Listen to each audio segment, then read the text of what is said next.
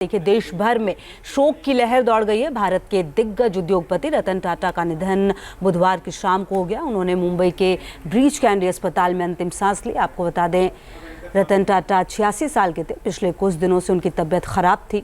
दरअसल बुधवार की शाम में उनकी तबीयत ज़्यादा बिगड़ने की खबर आई और जिसके कुछ घंटे बाद ही उन्होंने दुनिया को अलविदा कह दिया। आपको बताएं, रतन टाटा का जाना देश के लिए एक बहुत बड़ी क्षति है। हालांकि देश उन्हें कभी भूल नहीं पाएगा। उन्होंने देश के लिए एक से बढ़कर एक काम किए हैं। रतन टाटा के पार्थिव शरीर के लिए पोर्टेबल कोल्ड स्टोरेज शौचालय की व्यवस्था की गई है और आज शाम 4 बजे तक national centre for performing art में उनके पार्थिव शरीर को लोगों के अंतिम दर्शन के लिए लाया जाएगा। उनके पार्थिव शरीर को वर्ली शमशान घाट ले जाया जाएगा, जहां उनका अंतिम संस्कार किया जाएगा।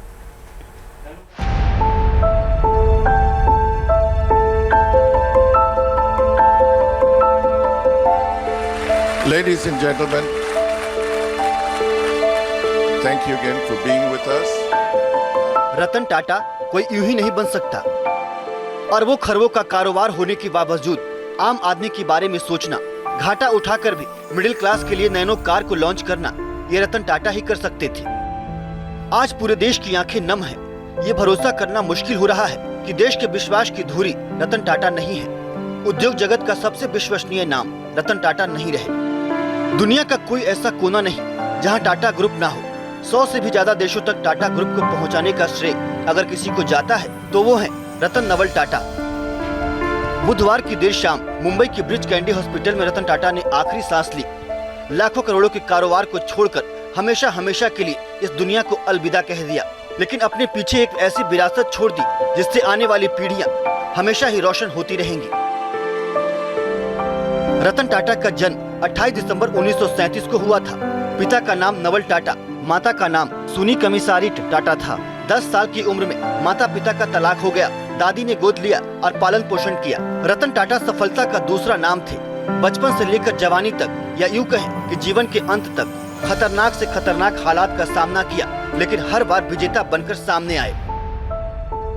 बात 1988 की है। रतन टाटा ने देश की पहली 100% स्वदेशी कार इंडिका लॉन्च की। देश में बनी ये पहली कार थी जो पेट्रोल और डीजल दोनों वर्जन में लॉन्च हुई थी, लेकिन मनमाफिक सफलता नहीं मिली। 1 साल के अंदर ही इस प्रोजेक्ट को बंद करने का फैसला कर लिया। 1999 में अमेरिकी कंपनी फोर्ड के साथ डील शुरू की। फोर्ड के चेयरमैन बिल फोर्ड के साथ मीटिंग की। बिल फोर्ड ने पैसेंजर कार शुरू करने के फैसले की आलोचना की। यहाँ तक कह दिया कि डील करके वो टाटा पर एहसान ही करेंगे।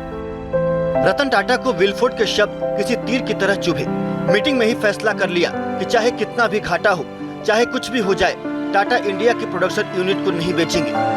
रतन टाटा ने 9 साल के भीतर ही अपने अपमान का ऐसा बदला लिया जिससे आज भी अमेरिका के ऑटोमोबाइल जगत में याद रखा जाता है। 2008 में आई मंदी की चपेट में आने से फोर्ड दिवालिया होने की कगार पर पहुंच गई। फोर्ड का बाजार पूरी दुनिया में गिरने लगा। डूबती फोर्ड कंपनी को उबारने का जिम्मा टाटा ने लिया। अब बातचीत की टेबल पर सामने विलफोर्ड थे और शर्तों के साथ बात कर रहे थे रतन टाटा। रतन टाटा ने फोर्ड के 2 पॉपुलर ब्रांड जगुआर और लैंड रोवर को खरीद लिया। $2.3 बिलियन यानी आज के हिसाब से करीब 19,000 करोड़ रुपए में ये डील की गई। रतन टाटा देश की शान थे। हर भारतीय को उन पर गर्व है। उनके बारे में बात करके, उनकी उपलब्धियों को देखकर हर भारतीय का सीना गर्व से चौड़ा हो जाता है। जिस बिल फोर्ड ने इंडिका की लॉन्चिंग को लेकर जानकारी और अनुभव का अभाव कहकर रतन टाटा का मजाक उड़ाया था, वही बिल फोर्ड अपने डूबते कारोबार को बचाने के लिए भारत आया। रतन टाटा की शर्तों पर डील की। रतन टाटा ने 86 साल की उम्र में दुनिया को अलविदा कह दिया। उनके निधन की खबर मिलते ही रात से ही बड़े बड़े लोगों का ब्रीच कैंडी हॉस्पिटल पहुंचना शुरू हो गया। प्रधानमंत्री मोदी समेत राजनीति से लेकर कारोबारी जगत के दिग्गजों ने अपनी संवेदनाएं प्रकट की। रतन टाटा की शख्सियत ही ऐसी थी कि हर कोई उनका सम्मान करता था। रतन टाटा सही मायने में डाउन टू अर्थ पर्सनालिटी थे। बेहद ही स्वाभिमानी शख्सियत थे। टाटा जैसे बड़े कारोबारी समूह से सीधा रिश्ता होने के बावजूद एक आम युवा की तरह करियर की शुरुआत की थी। रतन टाटा ने पहली नौकरी IBM में की थी। परिवार में किसी को भी नौकरी के बारे में नहीं बताया। JRD टाटा को पता लगा तो बहुत नाराज हुए।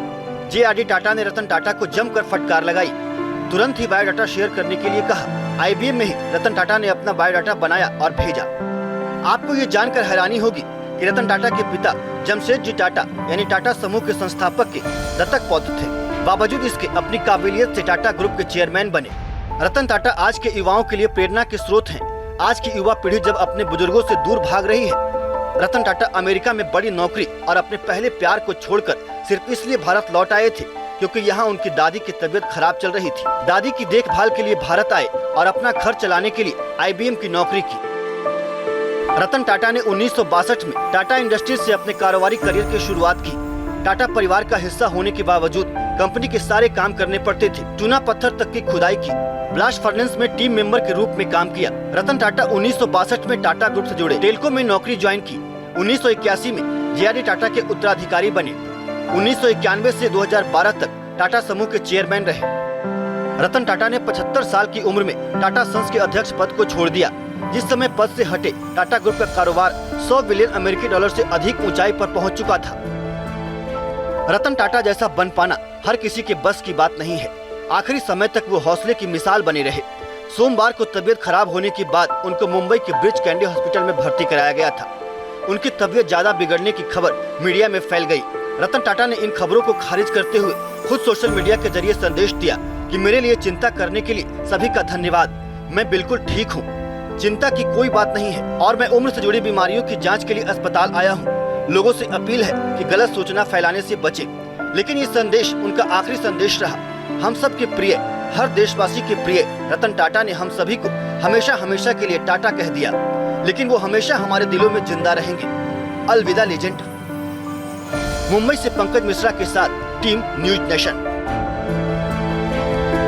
न्यूज नेशन अब व्हाट्सएप पर खबरों के ताजा अपडेट के लिए न्यूज नेशन के इस QR कोड को स्कैन करें।